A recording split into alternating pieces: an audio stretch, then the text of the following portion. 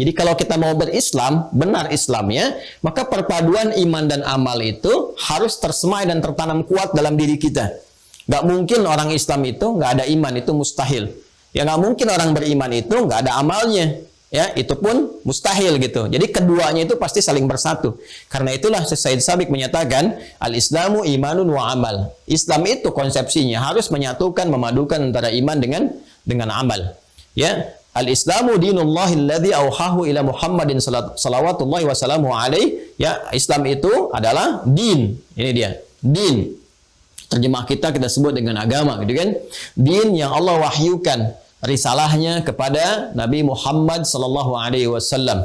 Ya, jadi diberikan definisi terlebih dahulu kalau kita ingin mengatakan tadi kan konsepsi yang benar kata Allah, din yang benar itu Islam. Bagaimana kita bisa menemukan Islam? Maka dijawabkan oleh beliau, disampaikan untuk menemukan Islam itu kita lihat ya bagaimana Allah menyampaikan risalah, kepada siapa risalah Islam itu disampaikan. Maka diterangkan wa dinullahi alladzi auhahu ila Muhammadin salawatullahi alaihi wasallam. Jadi din Islam ini adalah din yang diwahyukan oleh Allah Subhanahu wa taala, diberikan bekal risalahnya kepada Nabiyuna Sayyidina Muhammad sallallahu alaihi wasallam, kepada Nabi Muhammad sallallahu alaihi wasallam. Maka kita lacak bagaimana Rasulullah SAW mengajarkan kepada kita tentang nilai-nilai keislaman. Ya, konsepsinya seperti apa. Dihimpun oleh para ulama, ajaran Nabi itu mengumpulkan dua hal ini.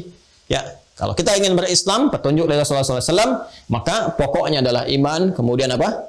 Amal. Seperti apa turunannya? Nah, kita bacakan kembali. Ya. Wa huwa imanun wa amal, dan yang dimaksud Islam itu adalah perpaduan antara iman dengan amal.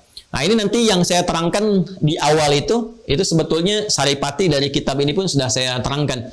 Ya, karena itu seringkali dalam ta'lim saya sebetulnya menyampaikan saripati, intisari, dan kalau Anda merujuk ke kitab Anda akan temukan dari beberapa referensi-referensi kitab. Hanya saya awalkan untuk pengenalan gitu ya.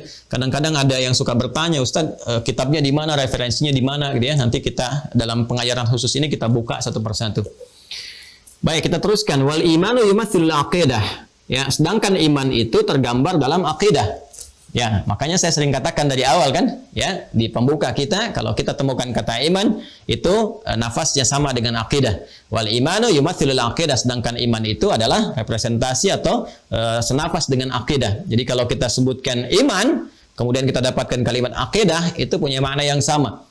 Ya, jadi kalau iman dari sisi kekuatannya, keimanannya tanpa ragu, keyakinan tanpa ragu, nah itu yang mengikat dalam diri kita. Kita ikat pada jiwa kita ikat dalam hati kita, maka ikatannya itu disebut dengan akidah. Jadi kalau ada kata iman, kata akidah, itu adalah penamaan dengan makna yang sama. Ya.